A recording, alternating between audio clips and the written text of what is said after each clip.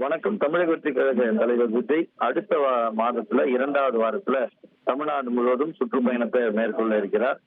முக்கியமாக மேற்கு மாவட்டங்கள் மற்றும் டெல்டா மாவட்டங்கள்ல ஒரு சுற்றுப்பயணம் இருக்கும் என தகவல்கள் வெளியாகி உள்ள நிலையில அவர் சுற்றுப்பயணம் செல்ல உள்ள அதிநவீன பேருந்து என்பது தயார் செய்யப்பட்டிருக்கிறது.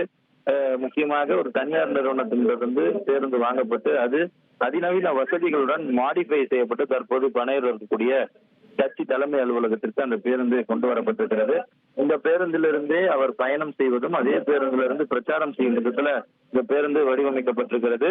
பேருந்துடைய 4 புறங்களிலும் 8 ஒலிபெருக்கிகள், 4 சிசிடிவி 360 சிசிடிவி கேமராக்கள், அதே போல முன் இருக்கையில் அவர் அமர்ந்து வந்தால் அவர் மீது மின்விளக்குகளோடு பொருந்திய இருக்கை, அதே போல 4 புறங்களிலும் கண்ணாடி பேழையினாலான வாகனம் என அதிநவீன வசதிகளுடன் அந்த பேருந்து தயார் செய்யப்பட்டிருக்கிறது.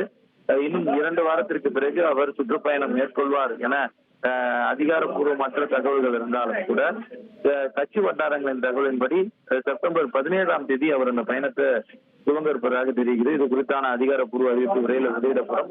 அதற்கு முன்பாக இந்த பேருந்து தற்போது பனையூர் அலுவலகத்திற்கு வருகை வரவழைக்கப்பட்டிருக்கிறது.